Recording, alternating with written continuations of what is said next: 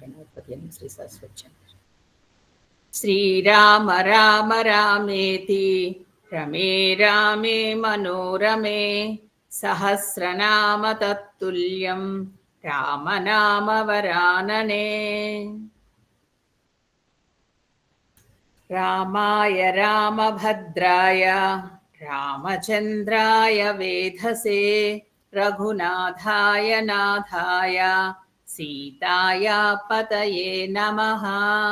ఆపదామపహర్తారం దాతారం సర్వసంపదాం లోకాభిరామం శ్రీరామం భూయో భూయో నమామ్యహం. కూజంతం రామ రామేతి మధురం మధురాక్షరం ఆరుహ్య కవితాశాఖాం వందే వాల్మీకి కోకిలం. జై శ్రీరామ్. 1 minute.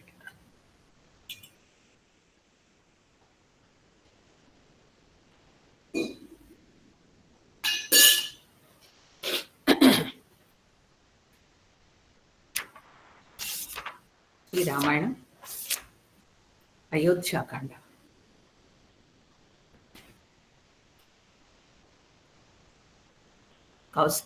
కైకేయదేవి అడిగిన వరాల వల్ల శ్రీరామచంద్రుడు వనవాసానికి బయలుదేరాడు. బయలుదేరేటప్పుడు సీతారాముడు లక్ష్మణుడితో కలిసి కైకాదేవి మందిరానికి వెళ్ళారు. అప్పుడు అనేక మంది అనేక విధాలుగా కైకాదేవికి నచ్చ చెప్పడానికి ప్రయత్నించారు, కానీ ఆవిడ ఒప్పుకోలేదు. ఆవిడ స్థిరంగా ఆవిడ అభిప్రాయం చెప్పింది. దశరథుడు కూడా ప్రయత్నించాడు, కానీ వినలేదు. దాంతో వాళ్ళ ముగ్గురు వనవాసానికి వెళ్ళవలసి వచ్చింది. సుమంత్రుడు రథం సిద్ధం చేశాడు. ముందరగా సీతాదేవి రథాన్ని ఎక్కించారు. ఇది మనం ఎప్పుడు గుర్తుపెట్టుకుంటూ ఉండాలి. ధర్మం ధర్మం ప్రతిదీ ధర్మం ప్రకారం ఈ రామాయణం అంతా నడుస్తూ ఉంటుంది. రాముడు నడిపిస్తూ ఉంటాడు. ప్రతి చిన్న చిన్న విషయాలు కూడా మీరు అబ్జర్వ్ చేస్తే ధర్మమే.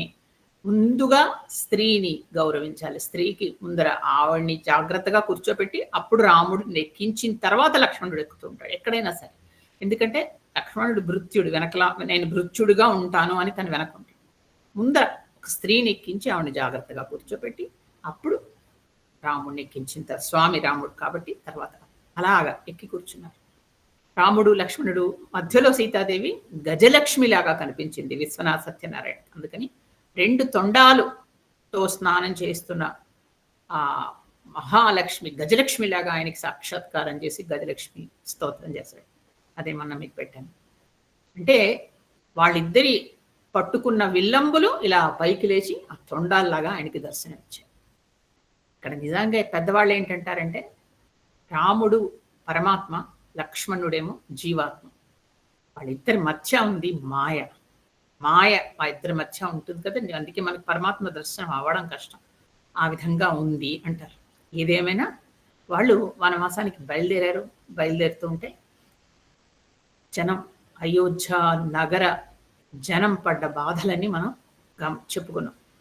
రథాన్ని పట్టుకుని వేలాడే వాళ్ళు కొందరు, రథం చక్రాలు పట్టుకుని పరిగెట్టే వాళ్ళు కొందరు, అడ్డంగా వెళ్ళిపోతున్న వాళ్ళు కొందరు. అతి మెల్లగా నడుపుతున్నాడు సుమంత్రుడు, ఎందుకంటే ఎవరికి తగులుతుందో తెలియదు. అప్పటికి కూడా వీళ్ళందరూ అరుస్తున్నారు, రథాన్ని మెల్లిగా పోని, సుమంత్ర మెల్లిగా మెల్లిగా, మేము సీతమ్మ వారిని ఇంకొకసారి చూడాలి, రాముడిని చూడాలి, మళ్ళా 14 సంవత్సరాలు చూడం, వీళ్ళు వచ్చేసరికి మేము ఉంటామో ఉండమో ఈ దుఃఖంలో ఉండు ఉండు అని అరుస్తున్నారు. అతి మెల్లిగా తీసుకెళ్తున్నాడు వెనక నుంచి. ఇప్పుడు దశరథుడు అరవడం మొదలెట్టాడు, వద్దు సుమంత్ర నా మాట విను, ఆగు అని. ఇప్పుడు కిరీటంతో ధగద్ధగాయమైన నగలతోటి తిరిగే ఆ అయోధ్య నగర చక్రవర్తి అప్పుడు ఏమీ లేకుండా పైన ఉత్తరీయం కూడా జారిపోతూ ఇలా పడిపోతూ పైకొచ్చి సుమంత్ర సుమంత్ర అని అరుస్తున్నాడు. చూడ్డానికి చాలా హృదయ విదారకమైన సన్నివేశం. చూస్తూ ఉంటే, గమనిస్తూ ఉంటే దూరం నుంచి వెంటనే వెనక్కి తిరిగి చూశాడు రాముడు. చూస్తే తన తల్లి మహారాణి, ఆవిడ పట్ట మహిషి, ఆవిడ రామ రామ అంటూ ఆ రహదారి మీద వచ్చి అరుస్తుంది. అది చూసిన రాముడికి మనసు కలత చెంది, ఇది వెళ్ళక తప్పదు. ఒక సత్యాన్ని నిలపడానికి, ఒక పెద్ద ధర్మానికి ఆయన వెళుతున్నాడు, తండ్రి సత్యాన్ని కాపాడడం కోసం. అలాంటప్పుడు ఇప్పుడు మళ్ళా మమకారం అడ్డు పడితే చాలా కష్టం. అందుకని అన్నాడు, సుమంత్ర రథాన్ని తీసుకెళ్ళు ముందరికి. అన్నాడు. ఇక్కడ చాలా మంది అంటారు, మరి ఎందుకు అలాగా చప్పుడు వినపడలేదని చెప్పు అన్నాడు రాముడు. అలా అనకూడదు కదా, రాముడు అబద్ధాలు ఆడిచ్చాడా? కాదు. ఒక పెద్ద ధర్మం ఇక్కడ ఏంటంటే తన ధర్మాన్ని పాటించడం కోసం ముందరికి వెళ్తున్నాడు. అందుకని ధర్మ సూక్ష్మం, మనం భారతంలో చెప్పుకున్నాం ధర్మ సూక్ష్మం ఏంటి, ధర్మం ఏంటి. ఒక పెద్ద ధర్మాన్ని కాపాడడానికి ఒక చిన్న తప్పు అబద్ధమో చేస్తే అది ధర్మ సూక్ష్మం. అది కేవలం పెద్దవాళ్ళు మాత్రమే గమనించి చేయగలరు, మనం చేయలేం. అది చేయడం వల్ల ఆ ధర్మం నిలబడుతుంది అంటే వాళ్ళు చేస్తారు. అది మహాత్ములు మాత్రం చేయగలరు. అలాంటి ధర్మ సూక్ష్మం అది. దానిలో తప్పు పట్టడానికి ఏం లేదు. అప్పుడు వెనక్కి తిరిగి చూస్తే ఆగిపోయారు అనుకోండి, ఇంకా వెళ్ళడం అవ్వదు. అది ఇంకా అప్పటికప్పుడేమో కైకేయికి వెళతానని మాటిచ్చాడు, వెళ్ళాలి కాబట్టి వద్దు పద ముందరికి అన్నాడు. ఆ విధంగా వీళ్ళు ముందరికి వెళ్ళారు. వెళితే మొత్తం నగరం అంతా మూత పడిపోయింది. ఆ రోజు వాళ్ళంతటా అంటే అందరూ అన్ని దుకాణాలన్నీ మూసేశారు. అలాంటి పరిస్థితుల్లో మనకి చూస్తే ఆ ప్రజలు పడుతున్న బాధ, వాళ్ళు ఏడుస్తున్నది, ఆర్తితో వాళ్ళు అరవడం, ఇవన్నీ చూస్తూ ఉంటే మనకి అసలు అయోధ్య రాముడు, రాజారాముడు అంటే ఏంటో అర్థం. అంటే ఒక స్థావర జంగాలకు కూడా ఆయన ప్రభువే. ఎందుకంటే జంతువులు పక్షులు కూడా రాముడితో వెళ్ళిపోతున్నాయి. ఆ ధర్మం అలా ఉంటుంది కాబట్టి అందరినీ ఆయన ఆకర్షిస్తాడు. అందరూ వెళ్ళిపోతుంటే చెట్లు మాత్రం నిలబడి ఇక్కడి నుంచి కదలలేక ఏడుస్తున్నట్టుగా తన కొమ్మల్ని రాముడి వైపు తిప్పి ఆకులు రాలుస్తున్నాయి. అది ఎంత అసలు వింటూ ఉంటే మనకి కళ్ళకు కట్టినట్టుగా ఉంటుంది. ఆ విధంగా అయోధ్య నగరం ఉంది. అందరూ ప్రతి వాళ్ళు కైకేయిని తిట్టేవాళ్లే, ప్రతి వాళ్ళు భరతుడిని విసుక్కునేవాళ్లే. అలాంటి పరిస్థితుల్లో ఇంకా రాముడు ఎప్పుడొస్తాడు అన్నట్టుగా ప్రజలలో ఆ ప్రేమానురాగాలు ఆ విధంగా ఉన్నాయి. రథం మెల్లిగా ముందరికి వెళుతూ ఉంటే ఇక్కడి నుంచి కదలలేని దశరథుడు, అంటే ఇంకా ఆయన అంత దాని వెంబడిపడి పరిగెట్టే స్థితిలో లేడు. ఆయనకి శారీరకంగా మానసికంగా పోలేదు. మెల్లిగా దూరం నుంచి చూస్తున్నాడు. రథం దూరంగా వెళ్ళిపోతుంటే ముని కాళ్ల మీద, అంటే వేళ్ల మీద నిలబడి ఎగిరి చూస్తున్నట్టు, అంటే ఏమన్నా కనిపిస్తుంది. రథం చివరగా వెళుతూ అలా కనిపిస్తూ ఉంటే అక్కడి నుంచి చూస్తున్నాడు. ఆ రథం వెళ్ళేసరికి రథం ఆ వెనకాల ఇచ్చిన ఆ మట్టి అణగారే వరకు చూశాడు. చూసిన తర్వాత అక్కడే కూలపడిపోయాడు. కూలపడిన తర్వాత వెంటనే ఒకవైపు నుంచి కౌసల్య, ఇంకొక వైపు నుంచి కైకేయి వచ్చి ఆయన లేవనెత్తడానికి ప్రయత్నించారు. అప్పుడు వెంటనే ఆయన కైకేయిని తోసేసి, ఇంకెప్పుడు నన్ను ముట్టుకోకు, నువ్వు కాదు నీ కొడుకు కూడా నన్ను ముట్టుకోకూడదు, నేను చనిపోతే నా అంత్యక్రియలు కూడా అతను చెయ్యకూడదు అని చెప్పేసి వెంటనే అక్కడ ద్వారపాలకులు ఉంటే వాళ్ళకి చెప్పాడు, నన్ను కౌసల్య మందిరానికి తీసుకెళ్ళండి, ఇంకా ఇక్కడ నేను నిలబడలేను, నాకు పరిస్థితి బాగోలేదు, నన్ను కౌసల్య మందిరానికి నన్ను తీసుకువెళ్ళండి అని విలపిస్తున్న దశరథుడు ద్వారపాలకులతో చెప్పాడు. వెంటనే వాళ్ళు మహారాజుని కౌసల్య మందిరానికి తీసుకెళ్లారు. అంతవరకు ఆయన ఎప్పుడు కైకేయి మందిరంలోనే ఉండేవాడు. అక్కడి నుంచి కౌసల్య మందిరానికి వెళ్ళాడు. ఆయన పరిస్థితి ఎలా ఉందిట, ఒక తప్పు చేసి ఒక దొంగ యజమాని ముందు దొరికిపోయి నేరం ఒప్పేసుకున్నప్పుడు ఎలా ఉంటాడు, తలెత్తలేడు, మాట్లాడలేడు, మింగలేడు, ఆయన సరిగ్గా సూటిగా చూడలేడు, ఒకలాగా ఉంటుంది కదా, అలాంటి పరిస్థితి వచ్చేసింది ఆయనకి. దశరథుడు లాంటి చక్రవర్తికి కౌసల్య దగ్గర, కానీ తనకి మనశ్శాంతి దొరికే చోటు అదొక్కటే అని ఆయనకి తెలుసు. అందుకని అక్కడికి వెళ్ళాడు. వెళ్ళేసరికి అర్ధరాత్రి అయింది. అప్పటికి మెల్లిగా అతని వెంటనే ఆయన అన్నట్ట దశరథుడు, ఆయన పడుకోబెట్టారు మంచం మీద, పక్కన కౌసల్య ఉంది, సుమిత్ర ఉంది, మిగతా వాళ్ళు ఉన్నారు.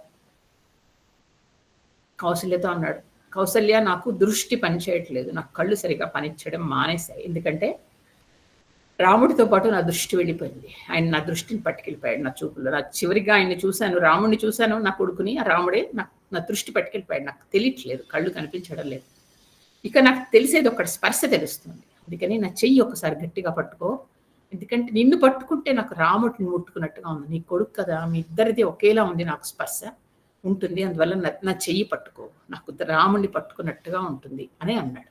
ఎంత దయనీయంగా అడుగుతున్నాడు పాపం. అలాగా అడిగేసరికి కౌసల్య చాలా విలపిస్తుంది. ఆవిడ్ని పట్టుకోవడం ఆ స్థితిలో చాలా కష్టంగా ఉంది, ఎందుకంటే అప్పుడే రాముడు, సీత, లక్ష్మణుడు వెళ్ళిపోయారు.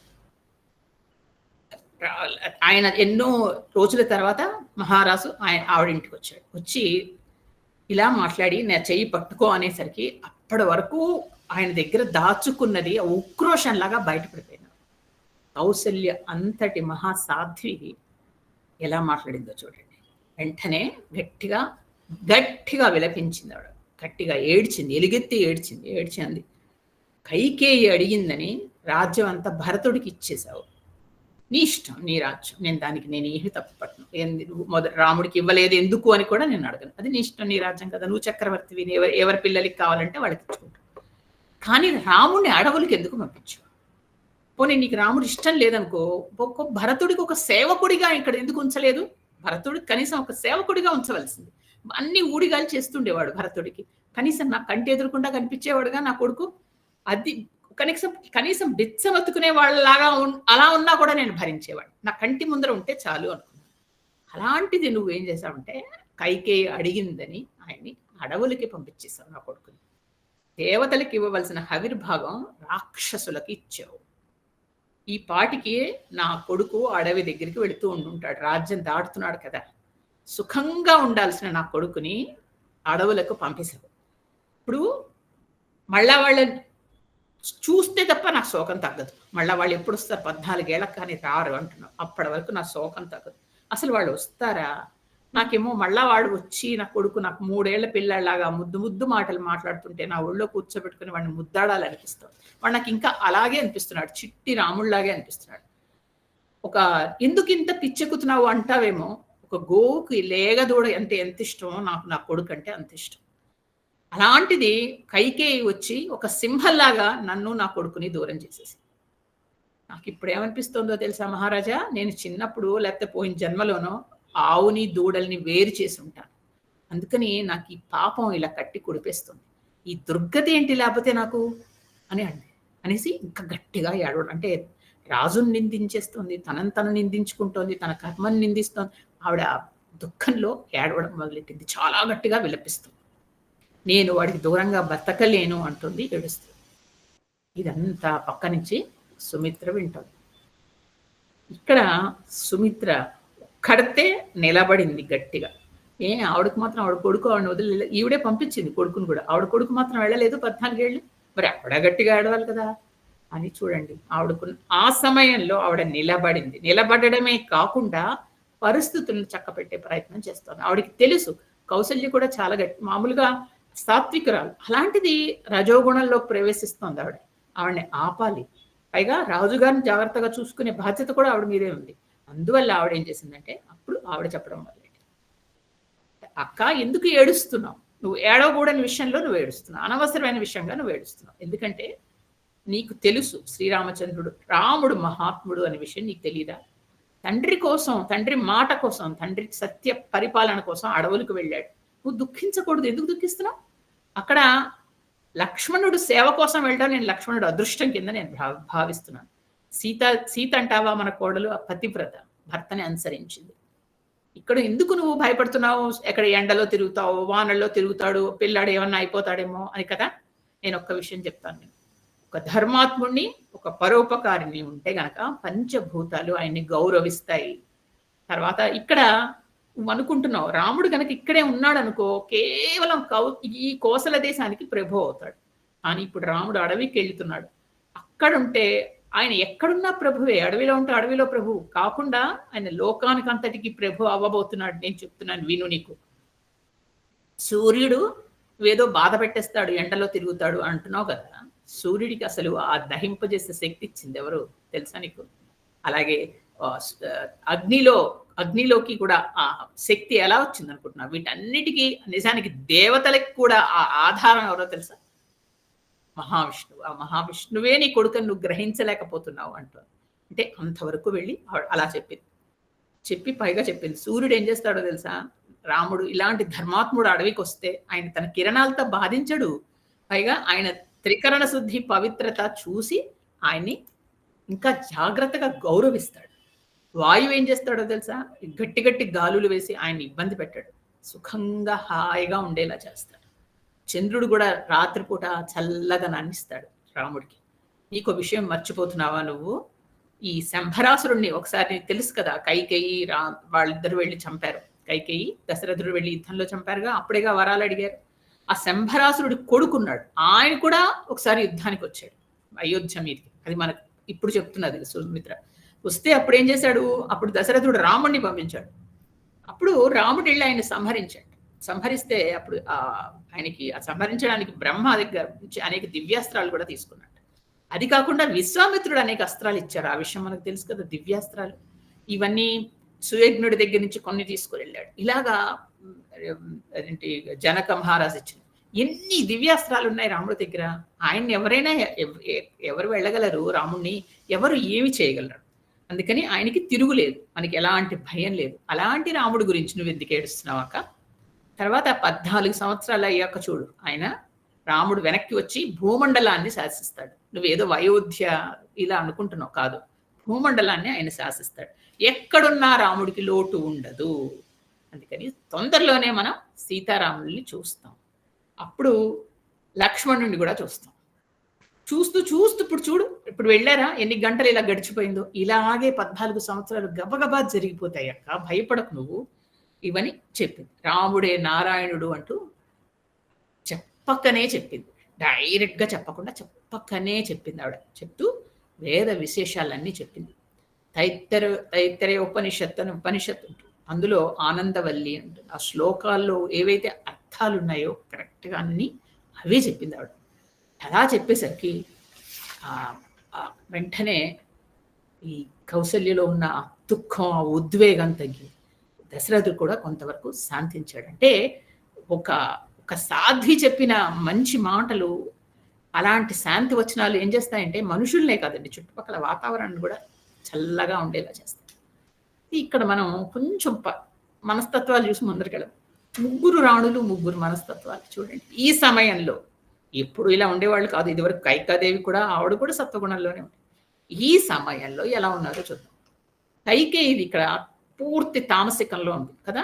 ఎందుకంటే తన కొడుకు బాగు చూసుకుంటూ అవతల కొడుకు నాశనం అయిపోవాలని చూస్తాం. అది తామసికం కదండి.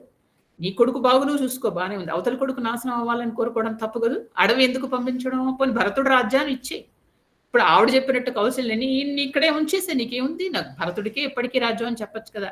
అలా చెప్పి అంటే కాబట్టి ఇదేంటంటే అవతల మనిషి క్లేశపడాలి, దుఃఖపడాలి అని ఇలాంటిది. ఆవిడ పూర్తి తామసికంలో తమస్సు. కౌసల్యాదేవి ఇక్కడ ఆవిడ మామూలుగా ఎప్పుడు సత్వగుణంలో ఉండే ఆవిడ రజోగుణానికి ప్రవేశిస్తుంది. ఎందుకు? భర్త తన్ని రోజులు తనని పట్టించుకోకపోయినా భరించింది ఆవిడ, ఏమి సహించింది, ఏమీ మాట్లాడలేదు.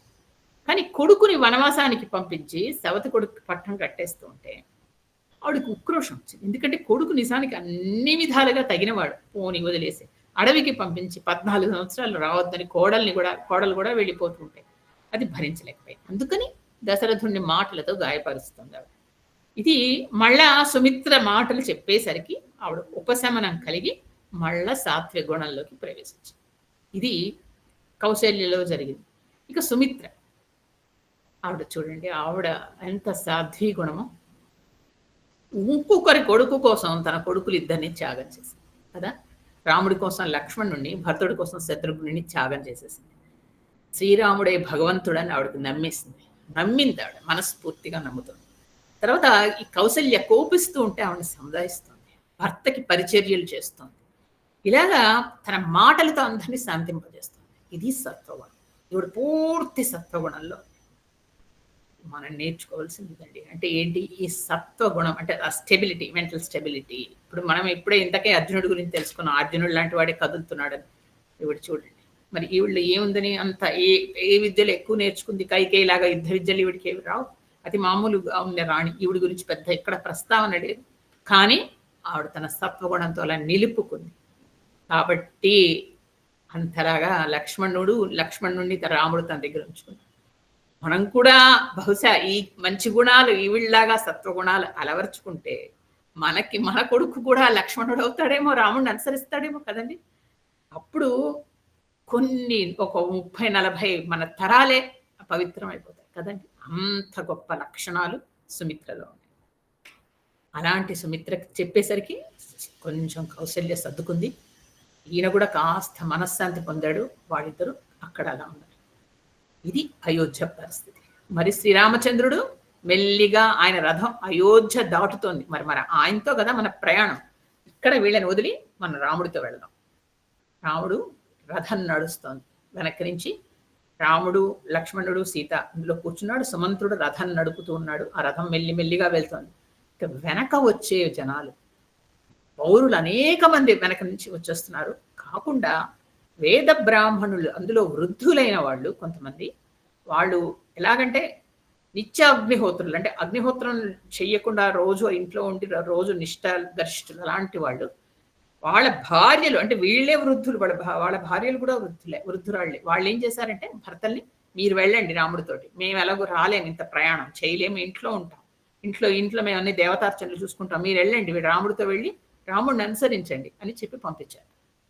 వీళ్ళు యజ్ఞాలు చేసి చేసి చేసి చేస్తూ ఏమైందంటే వీళ్ళకి ఒక శ్వేత ఛత్రం ఇస్తారు కొన్ని యజ్ఞాలు చేస్తే. అలాగా వాజపేయం యజ్ఞాలని చేస్తారు.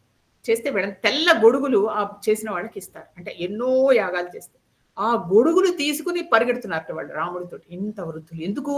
రాముడు ఎండలో ఆ రథంలో కూర్చుని వెళుతున్నాడు. ఆయన ఛత్రాన్ని విసర్జించాడు కదా, అది రాజలాంఛనం, నాకు వద్దన్నాడు.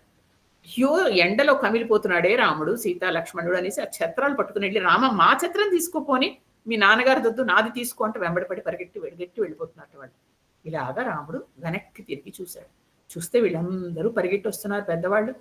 తర్వాత అనేక మంది పౌరులు వచ్చేస్తున్నారు పరిగెట్టి. ఎలాగా వీళ్ళని ఏం చేయాలి నాకు అర్థం కావట్లేదు. ఇప్పుడు ఒక్క నిమిషం రథం ఆపమని చెప్పాడు. ఆపమని చెప్పి ఆయన దిగాడు, రథం దిగి అలా పరిగెట్టి అలసిపోతున్న వాళ్ళ ఆ వృద్ధ బ్రాహ్మణులను చూసి ముందరికి ఆయనే వెళ్ళి ప్రజలతో అందరితో చెప్పాట, నమస్కారం చేసి, నాకు తెలుసు మీకు అందరికీ నేనంటే ఎంతో ప్రేమ, ఇంత అభిమానం నా మీద చూపిస్తున్నారు, అని నేను అడవికి వెళ్ళక తప్పదు, వెళ్ళాలి కదా, మీరు ఈ నా మీద ఏ ప్రేమ అయితే చూపిస్తున్నారో ఇది భరతుడి మీద చూపించండి. ఇక భరతుడే మీకు రాజు కాబట్టి అతను చాలా మంచివాడు, అతన్ని సేవించండి, దశరథ మహారాజుని సేవించండి, వెనక్కి వెళ్ళండి అని చెప్పాడు. అనేసరికి అప్పుడు వాళ్ళందరూ చెప్పారు, మేము మా ఛత్రం మీరు తీసుకోండి అని వెంటనే వీళ్ళందరూ వచ్చి ఇచ్చారు. ఇచ్చిన తర్వాత ఆయన అన్నాడు, మీరు ఇలా వచ్చేస్తున్నారు, మరి మీ భార్యల సంగతి ఏంటి? వాళ్ళు కూడా పెద్దవాళ్లే కదా అంటే, వాళ్ళకి ఏం పర్వాలేదు, వాళ్ళని అయోధ్యలో జాగ్రత్తగా ఉంటారు, మేము మాత్రం మీతో వచ్చేస్తున్నాం కాబట్టి మమ్మల్ని తీసుకెళ్ళవలసిందే మీరు. రాముడికి ఏం చేయాలో పాలు పోలేదు. అలా ఆయన నడుస్తున్నాడు, ఈ లోపల తమసా నది అడ్డం వచ్చింది. మనకి ఇక్కడి నుంచి రామాయణం, రాముడు నడుస్తున్నప్పుడు, రాముడు వెళుతున్నాడు, రాముడితో మనం వెళుతున్నాం, అనేక నదులు, అనేక పర్వతాలు, తర్వాత ఋష్యాశ్రమాలు వస్తూ ఉంటాయి. ఒక్కొక్క ఆశ్రమం, ఒక్కొక్క నది గురించి వచ్చినప్పుడు మనం జోగ్రఫీ చెప్పుకుందాం అని చెప్పాను. ఇప్పుడు మొట్టమొదట మనకి సరయూ నది ఎక్కడుంది? సరయూ నది అయోధ్యలో ఉంది కదా. అది సరయూ నది, నేను తర్వాత ఆ నది గురించి మీకు ఏదైనా ఫోటో లాంటిది పంపిస్తాను. ఇప్పుడు మనకు ఫస్ట్ సరయూ నది గురించి, ఇప్పుడు సరయూ నది ఎలా ఉంది అంటే, అయోధ్య నగరంలో ఫస్ట్ సరయూ నది ఉంది, అక్కడి నుంచి వీళ్ళు వచ్చారు. ఆ సరయూ నది అసలు ఎక్కడుంది అంటే ఉత్తరాఖండ్లో ఉంది. ఇప్పుడు కూడా ఉత్తరాఖండ్లో సరయూ నది, మన అయోధ్య నగరానికి వెళ్తే అక్కడ పక్కన ఉంది. అది అక్కడ నిజానికి రామావతారం అక్కడే మొదలైంది, అక్కడే ముగుస్తుంది కూడా. ఇది అయోధ్య దగ్గర. ఇప్పుడు వీళ్ళకి అడ్డం వచ్చింది తమసా నది, అడ్డం వచ్చింది. తమసా నది అడ్డం వచ్చింది, అందరూ అక్కడ ఆగిపోయింది. రాముడి రథం ఆగి ఇప్పుడు అన్నాడు సుమంత్రుడితో, మనం అందరం ఇక్కడ ఆగిపోదాం, ఇంతమంది జనాలు వచ్చారు, పాపం వీళ్ళందరూ వెనక్కి వెళ్ళలేదు కదా, ఇక్కడ విశ్రాంతి తీసుకుందాం అవుదాం, ఎందుకంటే వాళ్ళు అలసిపోతున్నారు. నేనంటే రథం మీద కూర్చున్నాను, వాళ్ళు అలసిపోతున్నారు పరిగెట్టి మనం ఆగుదామని ఆగారు. ఇప్పుడు ఇది తమసా నది. ఇప్పుడు కూడా దీని పేరు తమసా నది. అప్పుడు తమసా నది, ఇప్పుడు కూడా తమసా నది. ఇది గంగా నదికి ఉపనది. ఇది ఉత్తరప్రదేశ్లోనే ప్రయాణిస్తుంది, తర్వాత గంగా నదిలో కలుస్తుంది వెళ్ళి. ఇది పుట్టడం మధ్యప్రదేశ్ దగ్గర, అక్కడి నుంచి పుట్టింది. తర్వాత సిర్సా అనే చోట ఇది గంగా నదిలో కలిసిపోతుంది.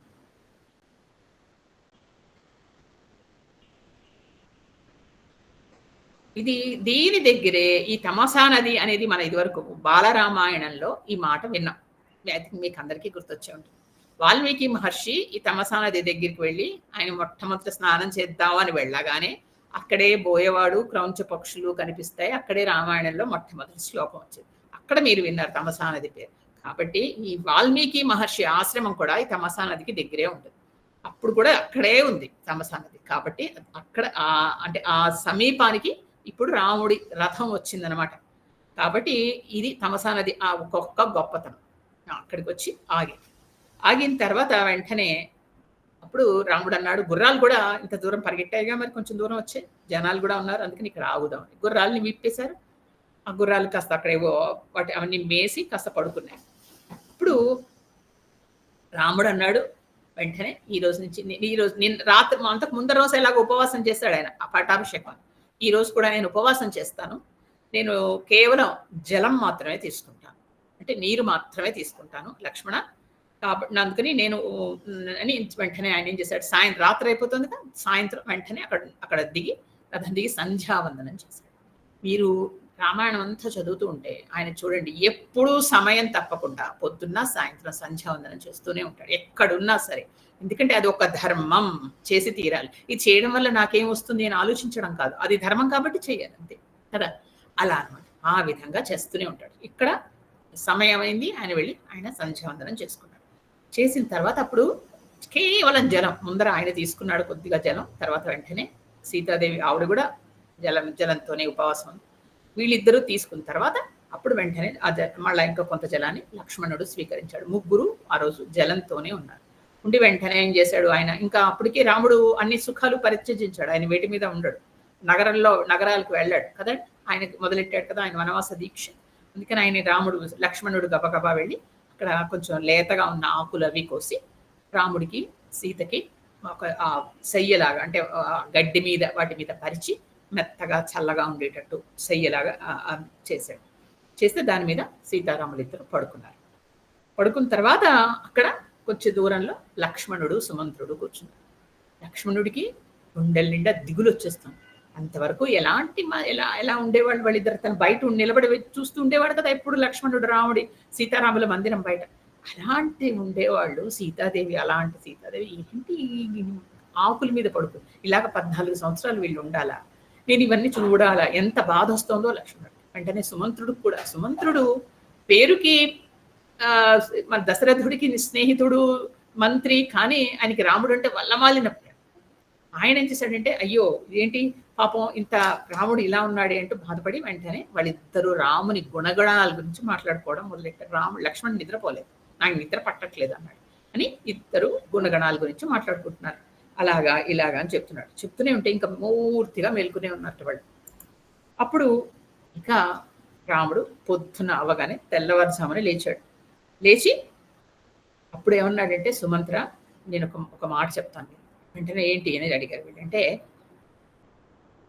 మనందరం వీళ్ళు ఇంకా ఎవరు లేవలేదు, ఇంకా చాలా తొందరగా లేచిపోయి, ఎందుకంటే అందరూ అలసిపోయినారు పాపం. అంత దూరం నడిచి వచ్చారు జనాలు, వీళ్ళు అందరూ ఈ వేద పండితులు వీళ్ళందరూ లేవక ముందర మనం ఇక్కడి నుంచి వెళ్ళిపోవాలి.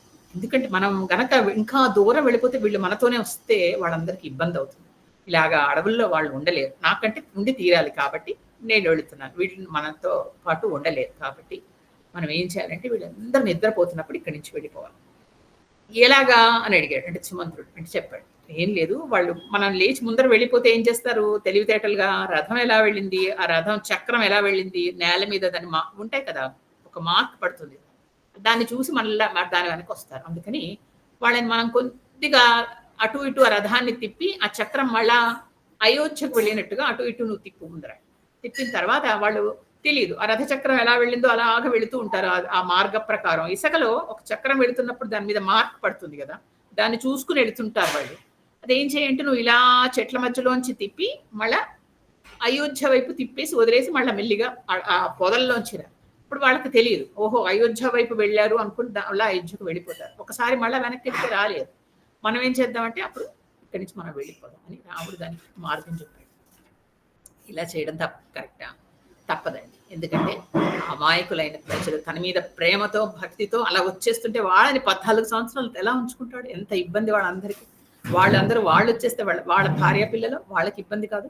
అందుకని వాళ్ళని అక్కడ వదిలేయడమే న్యాయం. ఆ విధంగా రాముడు ఆలోచించి అప్పుడు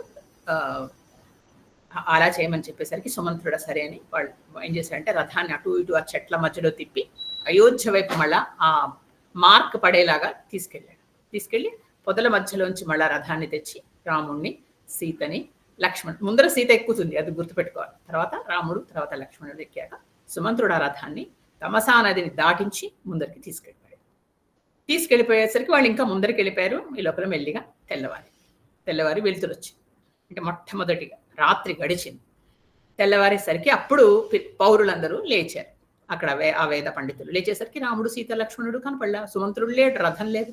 అయ్యో మనకి ఇలా నిద్రపోయామేంటి, ఇలా ఎంత నిద్ర పట్టేసింది, వెళ్ళిపోయారు, వీళ్ళు ఎవ్వరూ లేరని గబగబా వెతుకుతున్నారు. అందులో కొంతమంది అన్నారు, ఓహో మనం ఇలా కాదు, ఆ చక్రం ఎలా వెళ్ళిందో దాని మార్క్ నేల మీద పడతాయి కదా, దాన్ని చూసుకుని వెళదాం. గబగబగా అందరూ వెతికారు. వెతికితే అదేం చేసింది, ఆ చెట్ల మధ్యలోంచి రథం ఆ మార్క్ అంతా వెళ్ళి ఊరికి మళ్ళీ అయోధ్యకు వెళ్లే దారిలో కలిసిపోయింది. ఓహో అయితే అయోధ్యకు వెళ్ళిపోయారని అందరూ పౌరులు అందరూ కలిసి అయోధ్యకు వెళ్ళిపోయారు. ఎక్కడ రాముడు లేడు, లక్ష్మణుడు లేడు, సీత లేదు, సుమంత్రుడు లేడు. వెళ్ళేసరికి మళ్ళా ఇంకా ఏం చేయాలో తెలియక ఇళ్ళకెళ్ళారు. ఇళ్ళకెళ్తే ఇంట్లో ఆడవాళ్ళు వాళ్ళనందరినీ తిట్టారు. అసలు మీరు ఎందుకు వచ్చారు, ఎవరు రమ్మన్నారు మిమ్మల్ని, మేము పరిగెట్టలేక మిమ్మల్ని పంపించాం కదా, మగవాళ్ళు మీరు వెళతారు రాముడితో ఉండి సేవ చేస్తారని మళ్ళా వెనక్కి వచ్చారా, అసలు మనం పూజలు ఎందుకు చేయడం, రాముడి కోసమేగా పూజలు చేస్తున్నాం, అలాంటిది రాముడితో మనం వెళ్ళాలి కానీ వెనక్కి వచ్చేసారేంటి అని అందరూ వాళ్ళలో వాళ్ళు దెబ్బలాడేసుకున్నారు. ఆ తర్వాత అప్పుడు అన్నట్టు అందరూ ఒకే ఒక అదృష్టవంతుడు ఉన్నాడు మనందరిలో, ఎవరంటే లక్ష్మణుడు. తను ఒక్కడు అదృష్టవంతుడే కాదు, సత్పురుషుడు ఒక్కడే అని చెప్పారు. ఎందుకంటే భగవంతుణ్ణి అనుసరిస్తున్నాడు, అలాంటి వాడే సత్పురుషుడు, అలాంటి వాడే మంచివాడు అని చెప్పారు.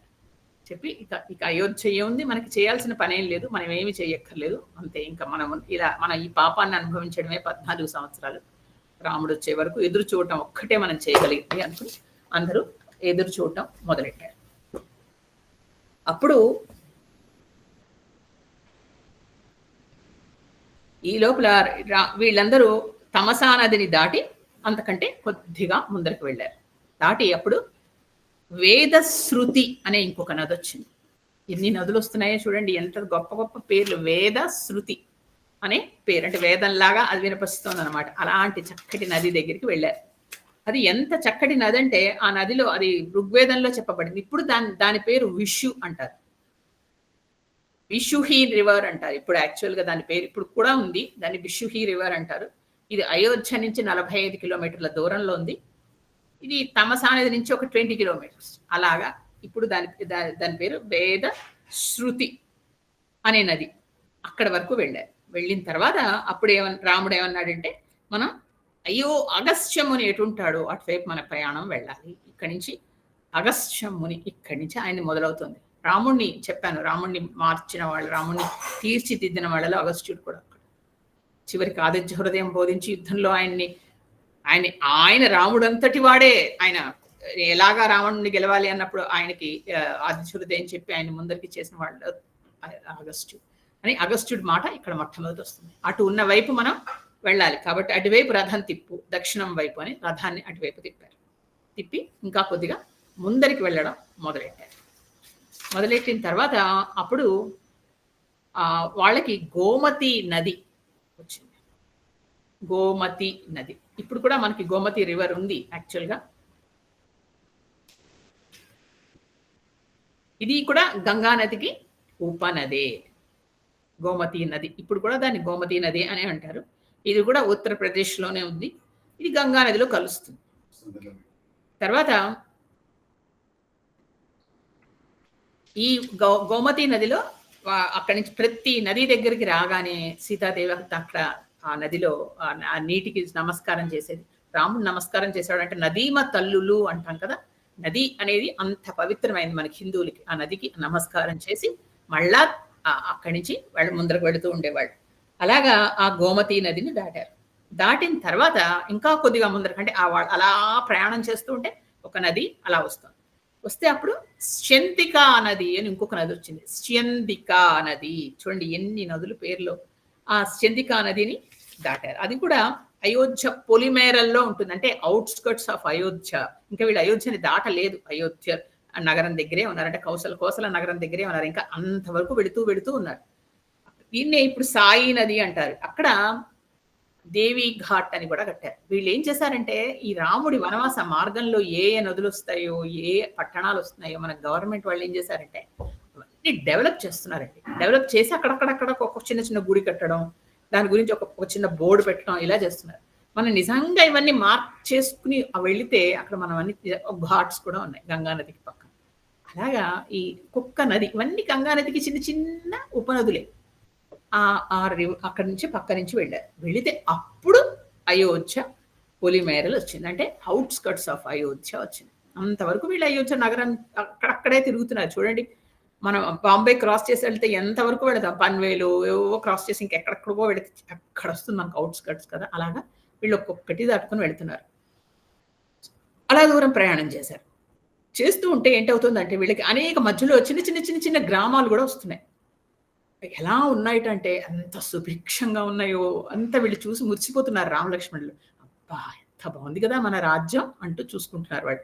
చక్కగా దున్నిన పొలాలు అన్ని తర్వాత ఈ పొలాలయిన తర్వాత మధ్యలో ఏం చేశారట, దశరథ మహారాజు ఆజ్ఞ ప్రకారం పొలానికి మధ్య ఇంకా ఏదైనా చోటుంటే వెంటనే అక్కడ వనం వాళ్ళు దాన్ని అభివృద్ధి చేయాలి. అంటే వనంలాగా చెట్లుండాలక్కడ. అంతేగాని అట్లా ఖాళీగా నేల ఉండకూడదు.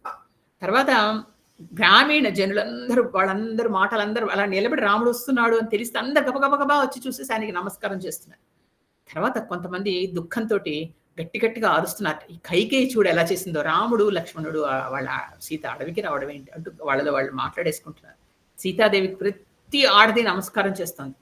అలాగా వీళ్ళందరూ ముందరికి నడుస్తున్నారు. ఇక ఆ చందికా నది ఔట్‌స్కర్ట్స్‌కి వస్తే అక్కడ ఉంటుందని చెప్పాను కదా! అందులో అయితే నెమళ్ళు, హంసలు అక్కడ స్నానాలు చేసినట్ట. మొత్తం అన్ని హంసలేట అందులో. ఆ హంసలు అలా విహరిస్తున్నాయి. చల్లగా అత్యద్భుతంగా ఉందట ఆ నది. అక్కడి నుంచి చూస్తే వాళ్ళకి అనిపించింది. ఇన్ని నదులు అక్కడ ఉంటే మరి ఏమిటవుతుందండి? ఆ నీళ్ల వల్ల చుట్టుపక్కల ప్రదేశం అంతా పొలాలు చక్కగా పచ్చగా ఉంటుంది కదా! మనకెలా ఉంటుంది? మనకి నదుల పరివాహక ప్రాంతాల్లో వెళుతూ ఉంటే ఎంత అందంగా ఉంటుందో గోదావరి గాని, కృష్ణ గాని ఆ చుట్టుపక్కల చూస్తే పచ్చటి పొలాలు కనిపిస్తూ ఉంటాయి. ధనధాన్యాలు ఆ గ్రామాలు అవన్నీ చూస్తే రాముడి మనసు ఉల్లాసంగా ఉంది. అబ్బా! చూడు ఎంత చక్కగా మన నాన్నగారు ఇవన్నీ ఎంత బాగా పాలిస్తున్నాడు అని సుమంత్రుడితో అవన్నీ అడుగుతున్నాడు. ఓ సుమంత్ర ఇది చూసావా ఎంత బాగుందో? ఇక్కడ ఈ గ్రామం చాలా బాగుంది. ఈ రోడ్లు కూడా చాలా, అంటే రోడ్స్ అని అనకూడదు. రహదారులు ఎంతో బాగున్నాయి. చుట్టుపక్కల చెట్లు ఎంత బాగా నాటించారు అని వాటి గురించి మాట్లాడుతున్నారు.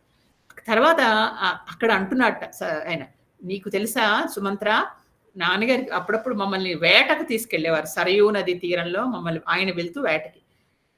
అంటే ఒక రాజకుమారులు అంటే వేటకు వెళ్ళాలి. క్రూర జంతువుల్ని చంపాలి. కానీ నాకేమిటో క్రూర జంతువుల్ని చంపాలంటే కూడా బాధగా ఉండేది సుమంత్ర. కానీ నేర్చుకోవాల్సి వచ్చింది కాబట్టి వెళ్ళాను అంటూ అవేవో పాత చిన్నప్పటి విషయాలన్నీ సుమంత్రుడితో మాట్లాడుతూనే ఉన్నట్ట రాముడు. అసలు ఎక్కడ అవి చూడగానే ఆయనకి ఎమోషనల్ అవుతున్నాడు కదండి. తన తండ్రి ఇంత బాగా చేశాడే, ఇలా చేశాడే అని సంతోషం. తర్వాత అక్కడి వరకు వచ్చిన తర్వాత ఇక పొలిమేరలకు వచ్చారు. అంటే ఔట్‌స్కర్ట్స్‌కి వచ్చేసారు. వెంటనే రాముడు రథాన్ని ఆపమన్నాడు. ఆపమని ఆయన రథాన్ని దిగాడు. దిగి వెంటనే భూమికి నమస్కరించాడు. ఇలా కళ్ళకద్దుకున్నాడు. నమస్కరించి అయోధ్య నగరానికి చెప్పాట, మేము వన ప్రయాణానికి వెళ్ళిపోతున్నాం. మాకు వనవాస దీక్షలు వెళుతున్నాం. అయోధ్య నగరమా అంటూ సంబోధిస్తాడు ఆయన. సంబోధించి, నేను, నా తమ్ముడు, నా భార్య వెళ్తున్నాము. మాకు నీ అనుజ్ఞ కావాలి, ఆదేశాన్ని ఇవ్వు అని ఆ నగరాన్ని రక్షిస్తున్న దేవతల్ని ప్రార్థించాడు. అంటే ప్రతి నగరాన్ని గ్రామ దేవతలు అంటారు. అలా గ్రామాన్నే కాకుండా నగరాన్ని కూడా కొంతమంది దేవతలు రక్షిస్తూ ఉంటారు. ఆ దేవతల్ని అనుజ్ఞ అడిగి తర్వాత అంటే అధిష్టాన దేవతలు అంటారు వాళ్ళని. వేర్చి అప్పుడు నేను వెళ్ళాలి అని. నిజంగానే అది మనకు కూడా వర్తిస్తుందండి. మనం కూడా చాలా రోజులు మన స్వంత ఇంటిని వదిలేసి వెళ్ళిపోయాం అనుకోండి, మళ్ళా ఇంటికి వస్తున్నప్పుడు ఒక్కసారి కనీసం గడపకు నమస్కరించి లోపలికి రావాలి. ఎందుకంటే మన ఈ గృహ దేవత అంటారు కదా, మన ఇంటిని కూడా ఒక దేవత ఉంటుంది. మనం పూజ చేసుకునే దేవతలు, మన ఇంటి దేవతలు, ఇష్ట దేవతలు అందరూ మన ఇంట్లో ఆవహించే ఉంటారు. కాబట్టి ఎప్పుడైనా చాలా రోజులు ఇల్లుని వదిలేసి వెళ్ళామనుకోండి, వస్తే గడపకు నమస్కారం చేసి రావాలి మన గృహిణిగా. అది మన బాధ్యత. ఇగో రాముడు ఇవన్నీ మనకి ధర్మాలు నేర్పిస్తూ ఉంటాడు. తర్వాత అక్కడికి నుంచి వచ్చేసరికి అన్ని చెప్తున్నాడు. తర్వాత మళ్ళా రథం ఎక్కారు, మళ్ళా ముందరికి వెళుతున్నారు. ఇక అక్కడి నుంచి అన్ని ఇంకా నగరాలు చిన్న పల్లెటూర్లు వస్తున్నాయి. ఆ పల్లెటూర్లు చూస్తుంటే ఎంత శుభ్రంగా ఉన్నాయో, చక్కగా అన్ని ఊడ్చి రహదారులు అవి అత్యంత ఇదిగా ఉన్నాయి. దేవాలయాలు ప్రతి దానిలో పూజలు అవుతున్నాయి. యజ్ఞాలు ఎక్కడ చూసినా వేద మంత్రాలు వినిపిస్తున్నాయి.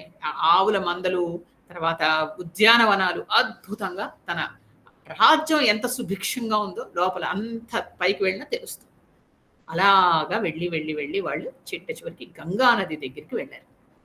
అక్కడ గంగమ్మ తల్లి కనిపించింది. కనిపించేసరికి త్రిపథగామిని గుర్తుందా మీకు? స్వర్గం, భూలోకం, పాతాళం మూడిట్లో ఉంటుంది కాబట్టి ఆవిడ్ని త్రిపథగామిని అంటారు.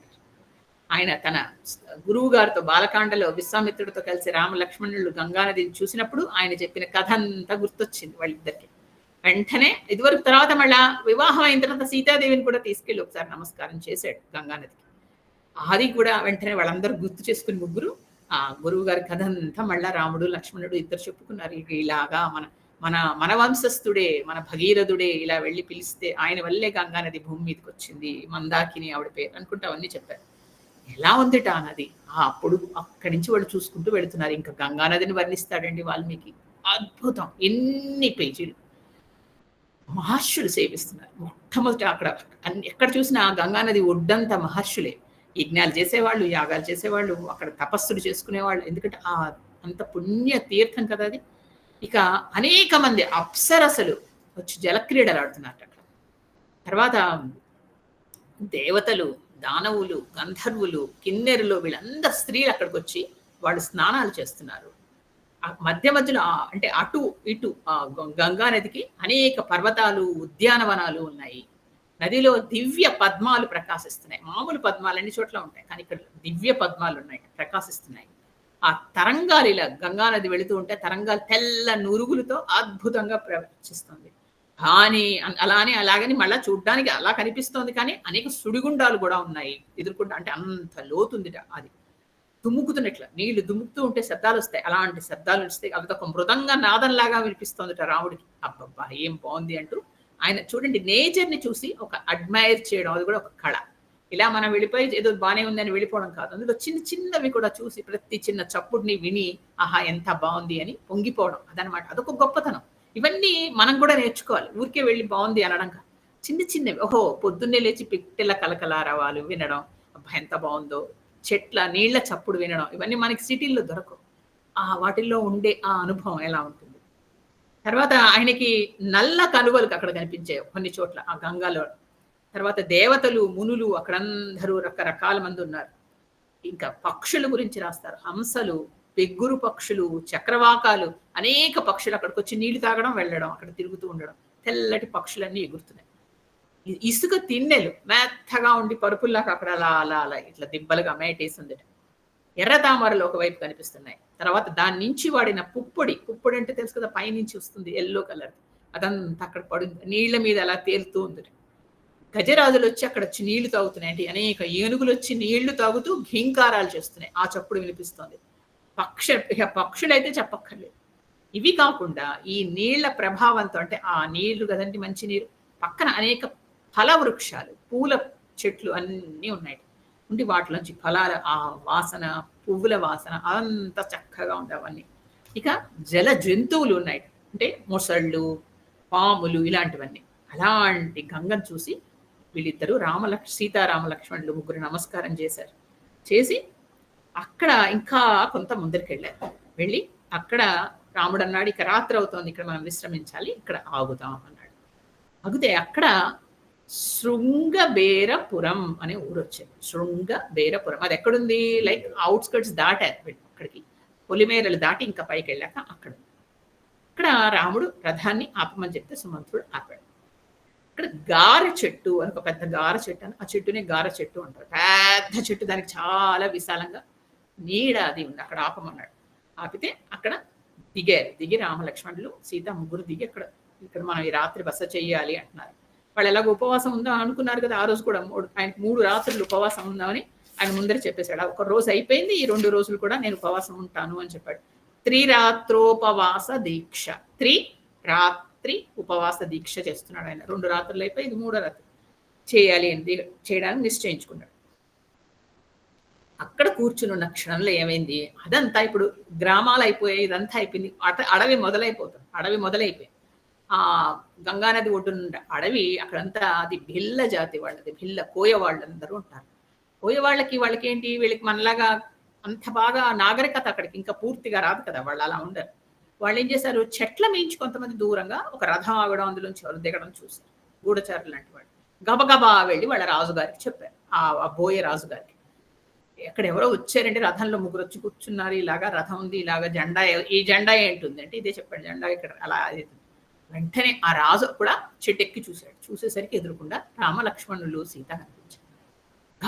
గబ చెట్టు దిగి ఇంకా ఆయన నిషాద రాజు, ఆయన ఆ రాజు బోయే వాళ్ళందరికీ రాజు ఆయన. అలాంటి వాడు మరి ఆ రాజుగారు కూడా రాజుగారిగా, ఆయనకు కూడా లాంఛనాలన్నీ ఉంటాయి. ఆయనకి కూడా అన్ని, ఆయనకి రథం ఉంటుంది, ఆయనకి అన్నీ ఉంటాయి.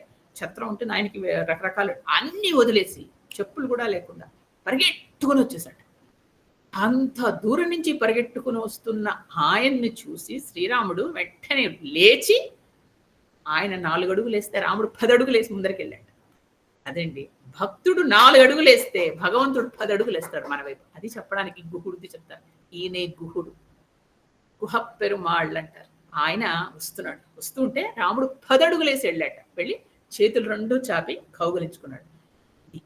అది గుహుడి అదృష్టం. అలా చేసుకుని వెంటనే ఆయన తన మంత్రులతో, తన వాళ్ళందరితో, ఆ దేశంలో ఉన్న వృద్ధులు కొంతమంది ఉంటారు, అలా వస్తారు. పెద్దవాళ్ళు వచ్చినప్పుడు అక్కడ ఉన్న వృద్ధులతో రావాలి, మంత్రులతో రావాలి, రాజుగారు వచ్చి పలకరించాలి.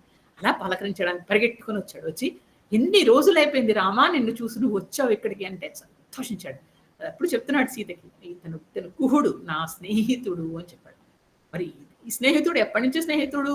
ఇదివరకు ఎప్పుడు మనకి ఈ ప్రస్తావన రాదు రామాయణంలో, అంతకు ముందర ఎప్పుడు చెప్పలే అంటూ. అలాగని మనకు తెలియదు. రాముడు అనేక మంది స్నేహితులు ఉన్నారు అంటూ చెప్పారు, కానీ గుహుడు గురించి మనకు రాలేదు. అంటే ఏదైనా ఉత్సవాలప్పుడు వచ్చాడో మరి చిన్నప్పటి నుంచి తెలుసు మనకి, ఆ విషయాలు ఏమి ప్రస్తావించారు. కానీ ఇందులో రాముడు చెప్తాడు నాకు స్నేహితుడు అతను అని చెప్పి, అప్పుడు ఆయన ఏం చేస్తాడు, వస్తూ వస్తూ రాముడు వస్తున్నాడని వెంటనే చెప్పేశాడు వెనక నుంచి కబురు. అదిగో నా స్నేహితుడు వచ్చాడు, మీరేం చేయాలండి అంటే, వాళ్ళు మహారాజులు చక్రవర్తులు కదా, అందుకని ఫలాలు, భక్ష్యాలు, తర్వాత భోజ్యాలు, అలాంటి నవరసాలు ఉంటాయి కదా, అలాంటివన్నీ చేసి తీసుకురండి, రాముడికి ఇవ్వాలి. తర్వాత అక్కడ వాళ్ళ గుర్రాలు ఉన్నాయి చూసావా, రథం వచ్చింది అంటారు, గుర్రాలకు కావాల్సింది, వాళ్ళు కూడా గుర్రాలు ఏవోతుంటాయి, అవి తీసుకురండి, ఇవన్నీ తీసుకురండి అనేసి అవన్నీ వాళ్ళకి చెప్పాడు. పురమాయించి వచ్చేసాడు. ఈయన వచ్చేసరికి వెనక నుంచి అన్నీ వచ్చేసరి రాముడిని కలిసి చెప్పాడు, ఇవ్వండి మీకోసం ఇవి తెచ్చాం, మీకు మేము చేసినవి నచ్చుతాయో లేవో అందుకని రకరకాలు తెచ్చాం, ఇది తినండి, భక్ష్యాలు తినండి, భోజ్యాలు, తర్వాత పానీయాలు, చోష్యాలు, రకరకాలు, ఇవి నచ్చలేదా ఈ పానీయాలు తాగండి, లేదా ఇవి తినండి అంటూ అన్ని తీసుకొచ్చి చూపించాడు.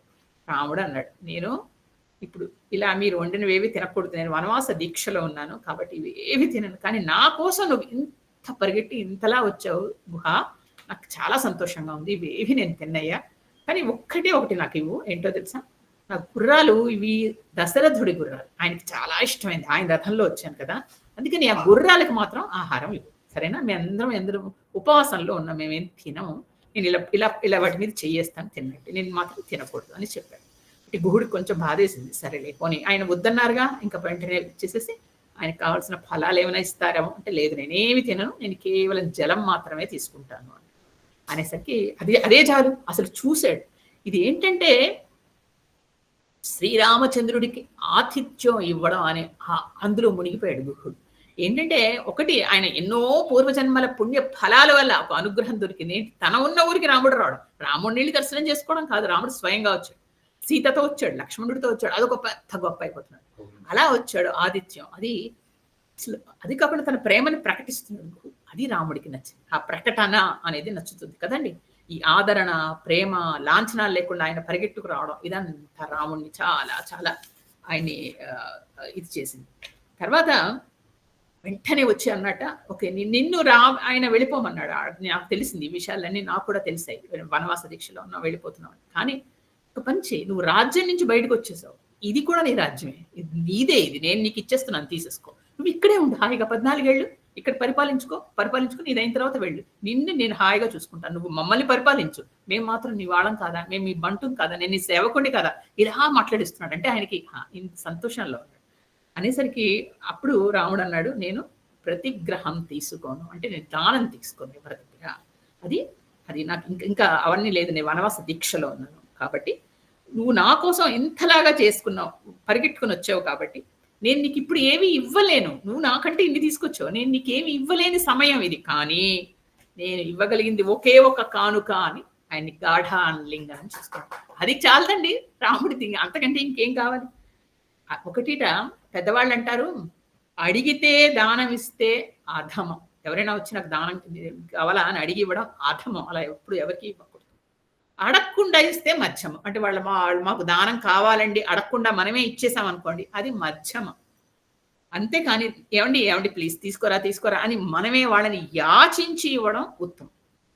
అందుకని ఇక్కడ ఏం చేశారు, ఆయన ఇలాంటి బహుమానం ఇచ్చాడు కదా గుహుడు, దానికి ఈయన సంతోషించాడు. రాముడు సంతోషించి ఇక్కడ ఏంటంటే ఆయన కులం, ఆయన మతం, ఏంటి ఆయన కులం ఆయనకెందుకు? ఆయన ఎవరైతే ఏంటి? ఆయన ఒక ఏదో నిషాద రాజు. నిజానికి ఈయన ఒక పెద్ద చక్రవర్తి కొడుకు. ఆయన చూస్తున్నాడా నువ్వేంటి, నేనేంటి అలాంటివేమీ లేవు. అందుకని ఇక్కడ ఆయనకి భగవద్భక్తి ప్రధానం. భగవంతుడి లక్షణాలు మన 16 లక్షణాల్లో మళ్ళా పూర్వభాషి చెప్పాను కదా! ఆ ముందర ఈయనే మాట్లాడేస్తాడు. అక్కడ నిషాదరాజు అక్కడి నుంచి రావడం చూసి ఈయనే రాముడే ముందరెళ్ళిపోయాడు. 10 అడుగులంటే ఏంటి? ఈయనే ముందరెళ్ళి మాట్లాడుతున్నాడు. నిజానికి రాముడి ప్లేస్‌లో మనం ఉంటే ఏం చేస్తామండి? అసలు అన్ని ఇప్పుడు రాజ్యం వదిలొచ్చేసాం, డబ్బులు లేవేమి లేవు, మనం ఈ మూల కూర్చుంటే ఆయన వచ్చాడు ఫ్రెండ్. అసలు ఆయన పలకరిస్తాడో లేదో, పోన్లే ఆయన రాని, ఆయన్ని ముందర హలో చెప్పని తర్వాత మనం మాట్లాడదాం అంటాం. అలా కాదు రాముడు. ముందర ఈయనే వెళ్ళిపోతున్నాడు నా స్నేహితుడు అని. అలాగా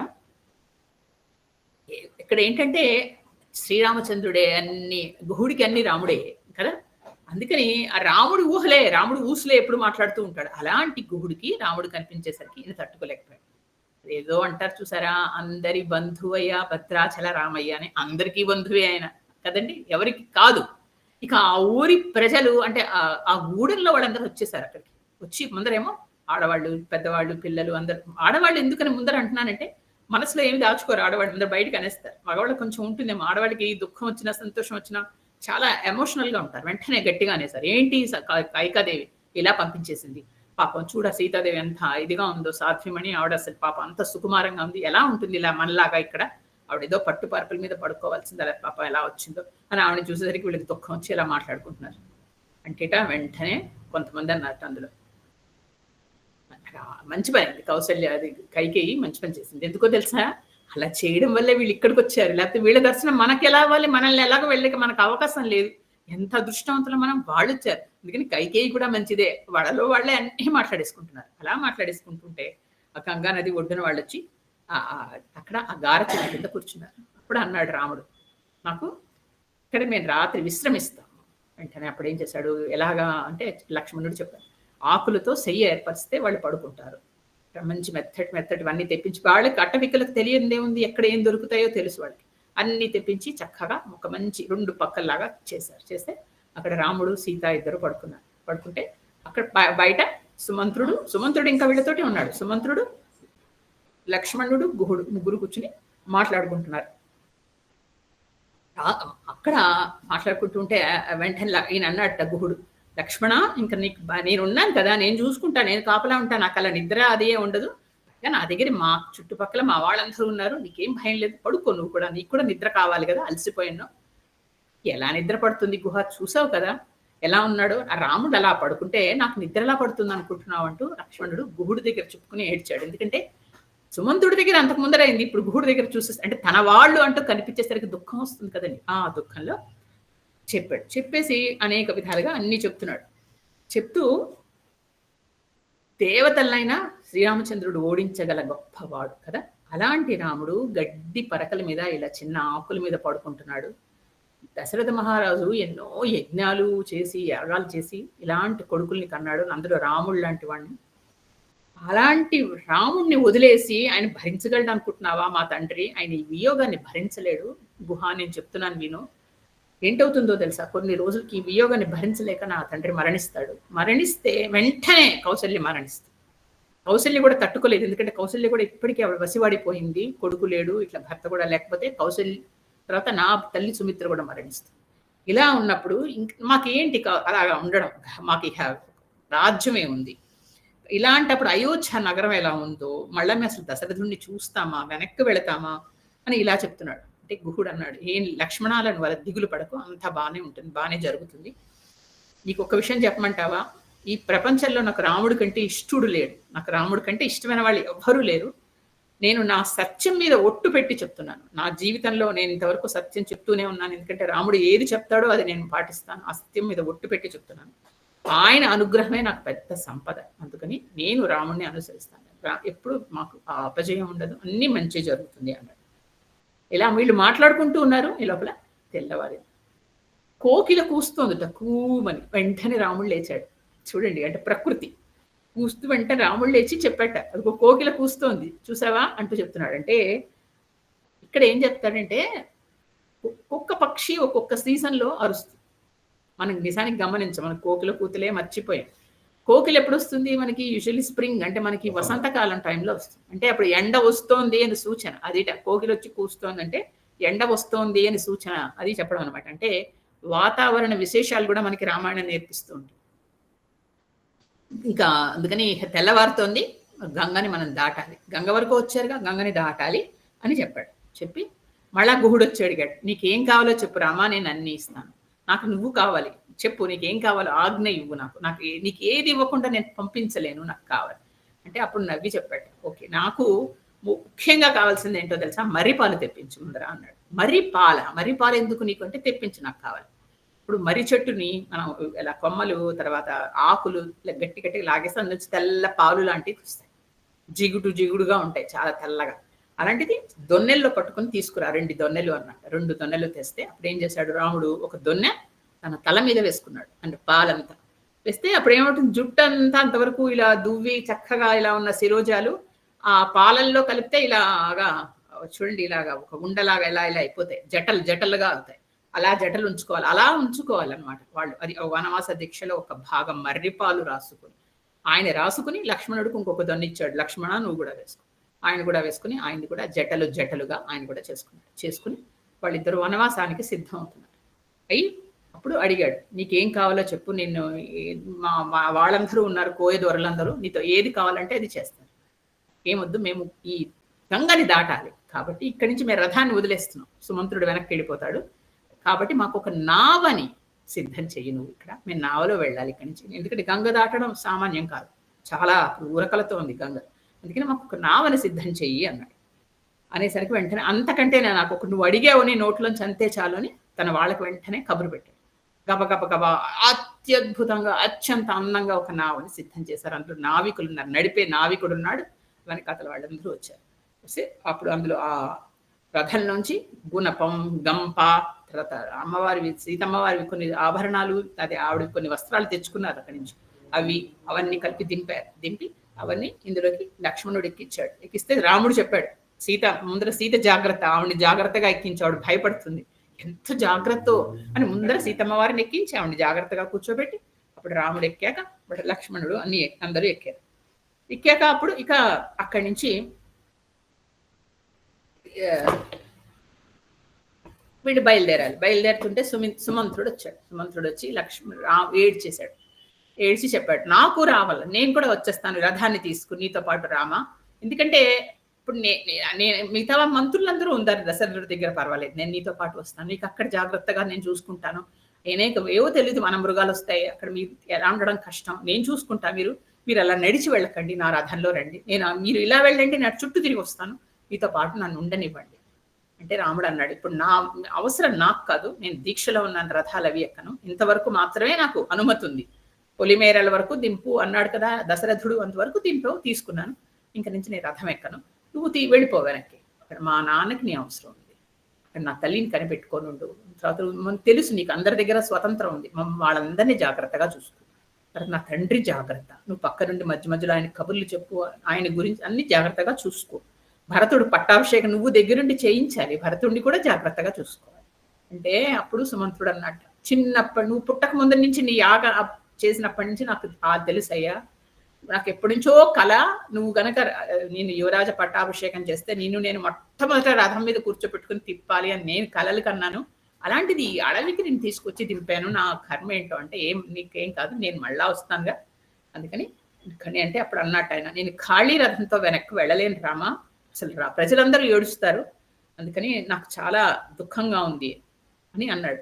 నువ్వు ఉంటే నాకు 14 సంవత్సరాలు, నీతో పాటు నేను ఉంటే 14 క్షణాల్లాగా అయిపోతాయి, నువ్వు రాకుండా నేను ఒక్కడిని వెళ్తే నాకు 14 సంవత్సరాలు 1400 సంవత్సరాలు అయిపోతాయి, నేను ఎలా ఉండాలి అంటూ సుమంత్రుడు అలాంటి వృద్ధుడు ఏడ్చాడు. సుమంత్రుడు, అదే నేను చెప్పాను, ఆయన క్యారెక్టర్ ఎంత గొప్పదో నిజంగా. అప్పుడు చెప్పాడు రాముడు, అలా కాదు, నువ్వు ఖాళీ రథంతో వెనక్కి వెళ్ళి ఈ విషయాలన్నీ చెప్పితేనే కైకేయి నమ్ముతుంది మేము అడవికి వెళ్ళామని, లేకపోతే ఆవిడ ఎక్కడో ఉన్నాం, మళ్ళా రాముడు వస్తాడు మా మీదకి యుద్ధానికి అనుకుంటుంది, కాబట్టి ఆవిడ నమ్మించడానికైనా నువ్వు వెనక్కి వెళ్ళాలి అని చెప్పాడు. వెంటనే గుహుడితో చెప్పాడు, మేము ఇక్కడి నుంచి ఇక్కడ ఉండము, ఇక్కడ అందరూ ఇలా జనాలందరి మధ్యలో మేము ఉండకూడదు, ఆశ్రమానికి వెళ్ళిపోయి మేము కట్టుకుంటాం, దూరంగా వెళ్ళిపోతాం, అక్కడ తపస్సు చేస్తాం, మాకు కొన్ని నియమాలు అవి ఉన్నాయి, కాబట్టి మాకు ఈ విధంగా చెయ్యి అని చెప్పాడు. వెంటనే ఆయన సిద్ధం చేశాడు. వాళ్ళు అది ఎక్కారు. అది ఎక్కిన తర్వాత అక్కడి నుంచి దాటడానికి సిద్ధమయ్యారు. సిద్ధం అయితే ఇక్కడే వెంటనే ఎక్కే ముందరే రాముడు, లక్ష్మణుడు సీతాదేవిని ఎక్కించి గంగమ్మ తల్లికి నమస్కారాలు చేసి, తర్వాత పడవకి కూడా నమస్కారం చేసి, అంటే ఆ పడవ సహాయం చేస్తుంది కాబట్టి ఎక్కి అక్కడ ఆయన స్తోత్రం చదివాట శ్రీరాముడు చేస్తూ గంగని దాటడానికి చేస్తుంటే, గంగ కొంచెం దూరం వెళ్ళగానే గంగాదేవికి సీతాదేవి నమస్కారం చేసింది. గంగాదేవి తల్లి నీకు నమస్కారం. నీ తీరంలో ఉన్న క్షేత్రాలన్నీ చూసే అదృష్టం కలిగించమ్మా. తర్వాత మేము క్షేమంగా మా వనవాసం పూర్తి చేసుకుని నేను, నా భర్త, నా మరిది మళ్ళా రాజ్యం వచ్చేయాలి అయోధ్య నగరానికి, మమ్మల్ని దీవించు, రాగానే నేను నీకు పెద్ద జాతర చేస్తాను అని మొక్కుకుంది. వెంటనే బ్రాహ్మణ సంతర్పణ, గోదానం ఇవన్నీ చేస్తాను అని మొక్కుకుని అక్కడి నుంచి బయలుదేరి ఇది ఇంతవరకు జరగడం. కానీ ఇప్పుడు మనకి కొంచెం అసంతృప్తిగా ఉంది కదా, ఎందుకంటే మనం రకరకాలుగా మనం గుహుడు కథలు ఇవన్నీ విని ఉన్నాం. ఇదేంటి వాల్మీకి రామాయణంలో ఇంతే ఉంది అని మనం ఇక్కడ వదలం కదా. మనం ఏం చేసాం, వెంటనే తులసి రామాయణానికి వెళ్ళాం.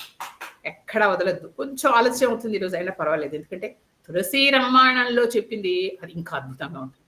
ఎందుకంటే ఇప్పుడు చూడండి, అసలే మీకు ఒరిజినల్ది కావాలంటే వాల్మీకి రామాయణం. ఇది రాసిన తర్వాత చదివి చదివి చదివి తులసిదాస్ ఏం చేశాడు, 100 సార్లు వాల్మీకి రామాయణం చదివాక అందులో ఆయన భావాలు కొన్ని వచ్చాయి. ఆయన భావాలని ఆయన అన్ని కలిపేసి ఆయన రామాయణం ఆయన రాసుకున్నారు. ఆయనకి రామకథ. ఇప్పుడు మీరందరూ రాస్తున్నారు మీరు రామకథలు కదా, అదేం చేస్తున్నారు మీరు? ఇది వింటూ మీ భావాలు కూడా కలిపి అందరూ రాసుకుంటున్నారా లేదా? అలాగే తులసిదాస్ గారు రాసుకున్నారు.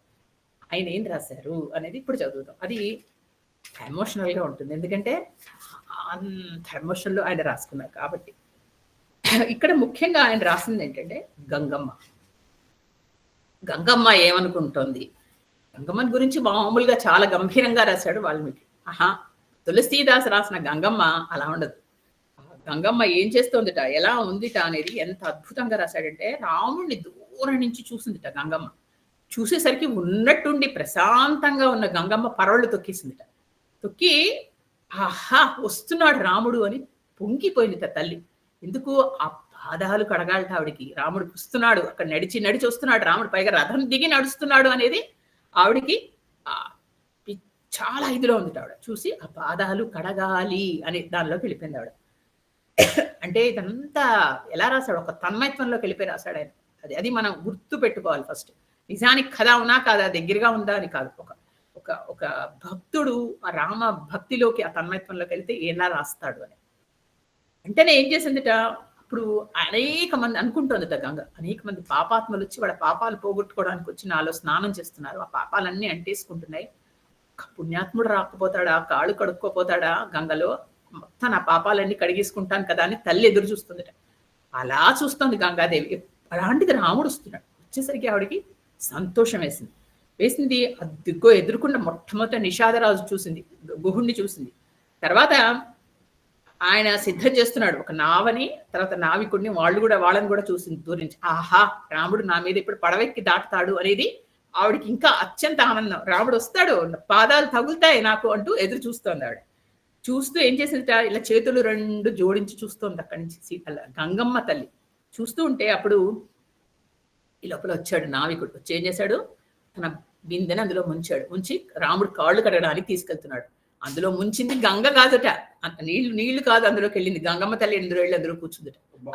నాకు అవకాశం దొరికింది అని వెళ్ళి వెంటనే ఏం చేసింది, స్వామి పాదాలకి మీద ఆ నీళ్లు పోసాడు. పోస్తే అప్పుడు ఆయన రాస్తాడు తులసీదాసు, స్వామి పాదాలని గంగా నది నీళ్లు కడిగాయా, గంగాదేవి ఆనంద బాష్పాలు కడిగాయో తెలియట్లేదు అని. ఎందుకంటే అంత పరవశిచ్చి అలా ఉంది గంగాదేవి.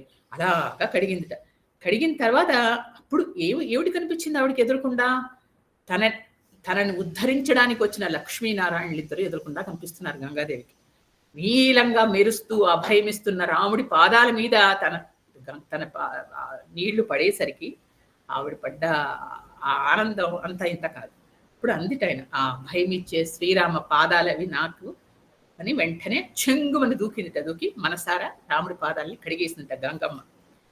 తర్వాత ఆయన ఏముందట, సీతమ్మ తల్లి అక్కడ పసుపు కుంకుమలిస్తూ నీకు జాతర జరిపిస్తాను అని మొక్కుకునేసరికి ఇంకా ఇప్పుడు ఆవిడ పులకించిపోయింది అసలు గంగాదేవి. వీళ్ళు నాకు ఎంత గౌరవం ఇస్తున్నారు, నాకు వీళ్ళు మొక్కుతున్నారా, వాళ్ళు లక్ష్మీనారాయణులు, ప్రపంచమంతా లక్ష్మీదేవికి మొక్కుతే ఆవిడ నాకు మొక్కుతుందా అని పరవశించింది ఆవిడ అని చెప్పింట. నన్ను ఈ భూమి మీదికి తెచ్చి నాకు భాగీరథి అని పేరు పెట్టింది వీళ్ళ వంశస్థుడేగా, వీళ్ళ భగీరథుడేగా, అలాంటి వాళ్ళ వంశంలో అది కూడా నాకు ఒకటి వీళ్ళకి కదా. వాళ్ళిద్దరిని చూస్తే అందుకని వెంటనే వాళ్ళిద్దరిని లక్ష్మణుడిని మనసారా ఆవిడ దీవించి ఒక ముత్తైదులాగా దీవించి చెప్తుంది శుభమస్తు అందుట. ఆ మాటలో సీతాదేవికి వినిపించాయి. ఇప్పుడు అందుట, తల్లి నువ్వే జగజ్జననివి, లక్ష్మీదేవివి, అన్ని ప్రపంచంలో ప్రతి ఒక్కళ్ళు నిన్నే ఆరాధించి నీ కరుణా కటాక్షాల కోసం చూస్తూ ఉంటారమ్మా. అలాంటిది నువ్వు నన్ను ప్రార్థించి నీ అపార కృపని నా మీద ప్రసరిస్తున్నావు, గౌరవాన్ని ఇస్తున్నావు. అందుకని నీకు మంగళవచనాలు పలుకుతున్నాను తల్లి. నేను ఏంటో తెలుసా, నువ్వు నీ ప్రాణేశ్వరుడితోటి మరిదితో క్షేమంగా అయోధ్యకు చేరతావు తల్లి.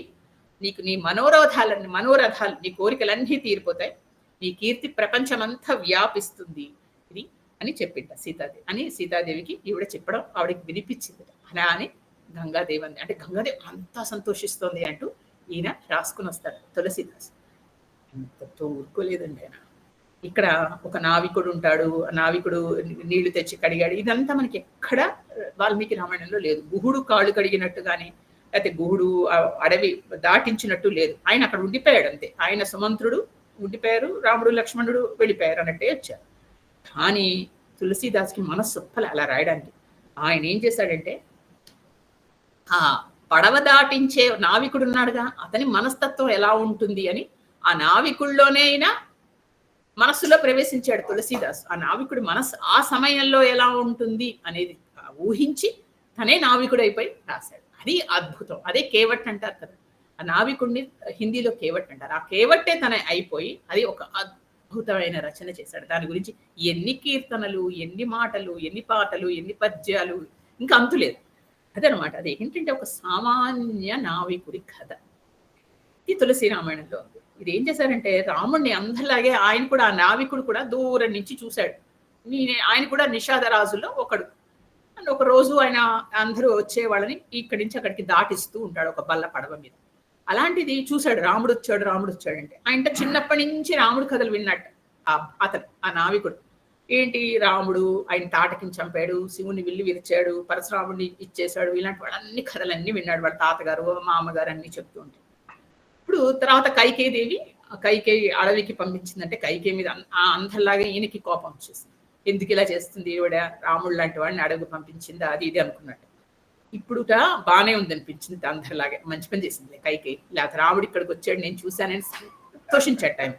అలాంటప్పుడు ఇప్పుడు సీతమ్మ తల్లితో వచ్చాడు, చక్కగా రాముడు వచ్చాడు, ఇదిగో ఇంకేముంది లక్ష్మణుడు వచ్చాడు, ఎంత అదృష్టం, ఇంకా ఉంటాయి. కానీ ఇక్కడ వీళ్ళు ఉంటే బాగుండు, అసలు వెళ్లకుండా మనం రోజు చూసుకోవచ్చు అది ఇది అనుకున్నాడు. కానీ కుదరదు. వెంటనే ఈ లోపల గుహుడు పిలిచి, ఈ నావికుడిని పిలిచి, నువ్వు నావని సిద్ధం చేయి, అది నావని చక్కగా అలంకరించు, వీళ్ళని దాటించాలి అంటే ఇక అక్కడ ఉన్న పువ్వులు, ఇక్కడ ఉన్న ఆకులు అన్ని తెచ్చి నావని ఎంతో అందంగా చేశాట ఆ నావికుడు. ఎందుకంటే రాముడు వస్తున్నాడు, ఎక్కుతున్నాడు. తనకి చిన్నప్పటి నుంచి రాముడు రాముడు రాముడు అనుకుంటూ పెరిగాడు.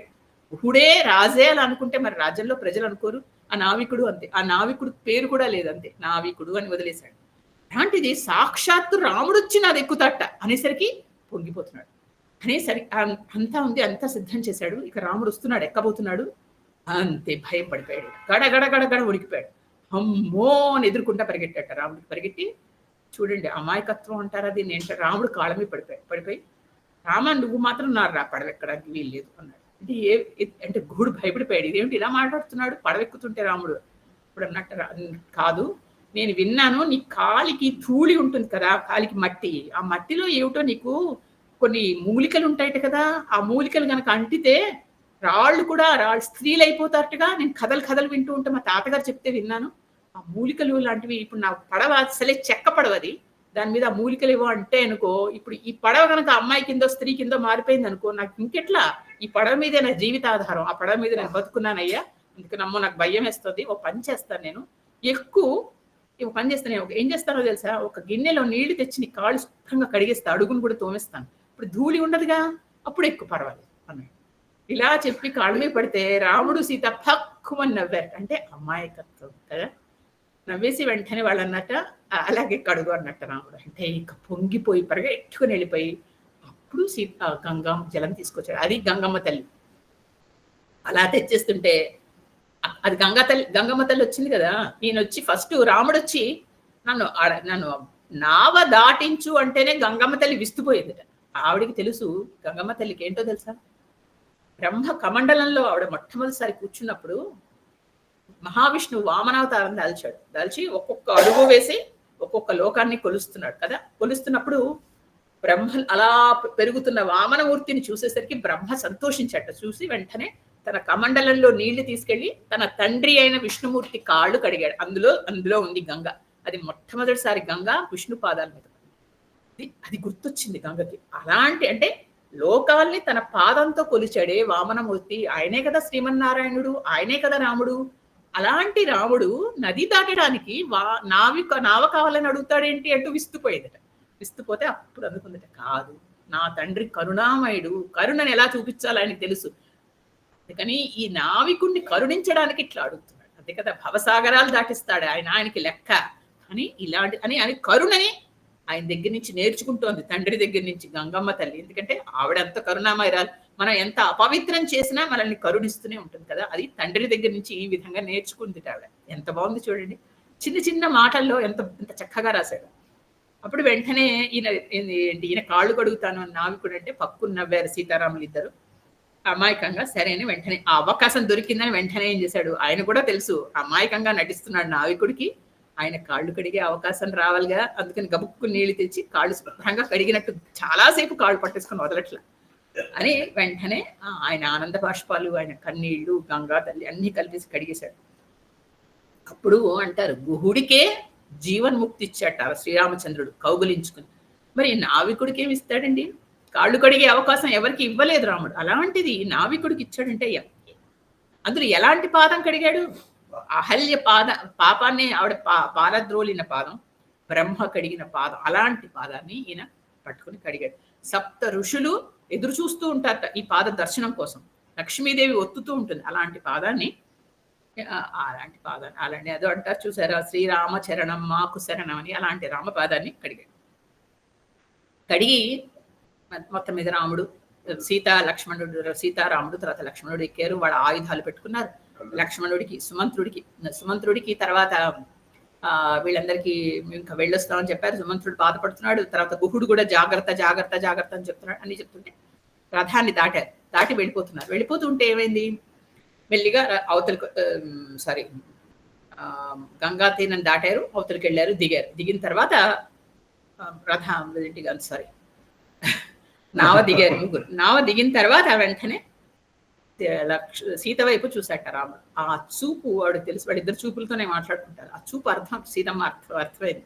వెంటనే దిగగానే ఏం చేసింది, రాముడి దగ్గర ఏమీ లేవు ఇవ్వడానికి. చూడండి, మనకి ఏదైనా ఎవరికైనా ఇవ్వాలంటే ఏదో ఇవ్వాలి, సుంకం ఇవ్వాలిగా మరి ఇంత ప్రయాణం చేసినందుకు. కానీ సీతమ్మ దగ్గర ఆభరణాలు ఉన్నాయి. ఆవిడ ఏం చేసింది, ఆవిడ చేయికి ఒక వజ్రపు ఉంగరం ఉంది, అది తీసి రాముడి దగ్గర మరి ఆభరణాలు లేవు, కానీ అమ్మవారి ఆభరణాలతో వచ్చింది. అది మనం గుర్తుపెట్టుకోవాలి కదా. గురువాక్యం, గురువు గారు చెప్పారు అన్ని పెట్టుకుని వెళ్ళాలి అని. అన్ని ఆభరణాలతో వచ్చింది ఆవిడ. వెంటనే ఆవిడ తీసి ఈయనకి ఇచ్చింది, నావికుడికి ఇస్తే నావికుడు దండం పెట్టి అన్నట్టు, అమ్మా నువ్వు నాకు ఇస్తున్నావా ప్రయాణం చేసినందుకు? ఆ జీవితానికి నాకు నావ అవసరం, అందుకే నేనేంటన్నా నాకు ఇది మారిపోతుందేమో అని లక్ష్మణుడితో రాముడితో కాళ్ళు కడిగించుకుని ఒకవేళ ఆయన పాదధూళితో మారుతుందేమో అని చేశాను కదా, అదే నాకు పెద్ద వరం. అందుకే నాకు భయం వేసింది ముందర ఇలా చెప్పాలంటే, లక్ష్మణుడు కోపం వచ్చి బాణాలతో కొట్టేస్తాడేమో అని. కొట్టాడని అడిగేశాను, కానీ లక్ష్మణుడు కూడా ఏమీ కోపం రాలేదు. కాబట్టి నాకు దయచేసి నాకేమి ఇవ్వకండి, ఈనాడు నేను పొందనిది ఏదీ లేదు, నాకున్న పాపాలు దుఃఖాలు అన్ని నశించిపోయాయి, నాకు ఇదే ఈ ప్రతిఫలం చాలమ్మా, నాకు నీ అనుగ్రహం దొరికింది, నాకు ఏమీ వద్దు, నేనేమీ తీసుకోను అన్నట్టు అనేసరికి అప్పుడు రాముడు అన్నాడు, నీకు ఏమీ ఇవ్వకుండా ఎలా ఉంటాను, నువ్వు ఎప్పటికీ నిర్మల భక్తి నీకు ఇలాగా నిలిచుండు కాక అంటూ దీవించాడు. అందుకంటే ఇంకేం కావాలండి.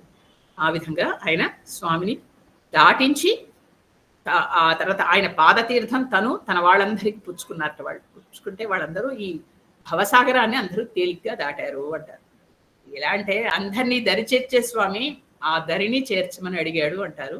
అది దాటలేక కాదు, వీళ్ళని కరుణించడానికి ఈ విధంగా వచ్చి ఆ నావికుడి పేరు కూడా తెలియదు, నావికుడు అని వదిలేశారు తులసీదాస్. అలాగా నావికుడిని, తన స్నేహితుడైన గుహుణ్ణి ఈ విధంగా ఉద్ధరించాడు. ఎంతలాగా గుహుణ్ణి గురించి చెప్తాడంటే, మళ్ళీ తిరుగు ప్రయాణమై యుద్ధం అయిపోయిన తర్వాత వెనక్కి వస్తుంటే హనుమంతుడికి ఈ గుహుడు ఉండే ప్రదేశాన్ని నుంచి వస్తుంటే అక్కడ చెప్తాడు గుహుడు గురించి ఆంజనేయ స్వామికి రాముడు. అతను ఎవరో తెలుసా, నా ఆత్మకి స్నేహితుడు అంటాడు. అంటే ఏంటంటే క్లోజెస్ట్ ఫ్రెండ్ అంటాం కదా, అలాగా నా ఆత్మకి స్నేహితుడు. అంటే అంత దగ్గర స్థానం గుహుడు సంపాదించుకున్నాడు రాముడి దగ్గర. ఎంత గొప్పవాడండి! రాముడి ఆత్మకి చేరువయ్యే అదృష్టం ఎంతమందికి ఉంటుంది కదా. అలాంటి గొప్ప గొప్ప వాళ్ళ గురించి ఈరోజు మనం చెప్పుకున్నాం. ఒకటి గుహుడు, గుహ పెరుమాళ్. ఇప్పుడు చూసారా, నేను ఈరోజే మనం ఇక్కడ అయోధ్యలో ఉత్సవం చూసాం. అక్కడ అన్ని రకరకాల చిన్న చిన్న గుళ్ళు ఉన్నాయి లోపల అంటూ, గుహుడికి కూడా ఒక ఉంది అని చెప్పారు. అలాగా అందులో గుహుడికి కూడా చిన్న గుడి ఉంది.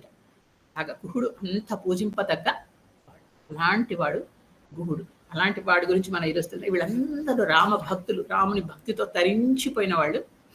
హల్య ఎలా ఉద్ధరించాడు గుహుడిని కూడా అలాగే ఉద్ధరించాడు. కేవలం నిర్మల పవిత్రమైన భక్తితో చేసి ఆ తర్వాత అంతకుమించి వాళ్ళు ముందరికి వెళ్ళారు.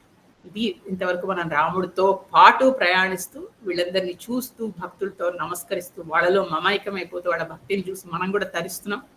నదుల్ని చూస్తున్నాం, ఎన్నో నదుల గురించి చెప్పుకుంటున్నాం, ఊళ్ళ గురించి చెప్పుకుంటున్నాం. అలాగే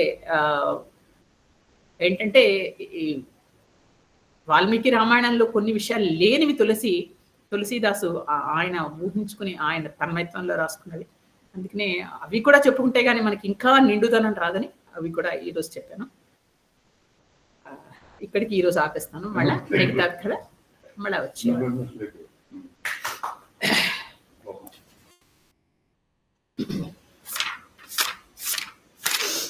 యత్ర యత్ర రఘునాథ కీర్తనం తత్ర తత్ర కృతమస్తకాంజలిం భాష్పవారి పరిపూర్ణలోచనం మారుతిం నమత రాక్షసాంతకం. శ్రీరామ జయ రామ జయ జయ రామ, శ్రీరామ జయ రామ జయ జయ రామ, శ్రీరామ జయ రామ జయ జయ రామ. జయ శ్రీరామ్.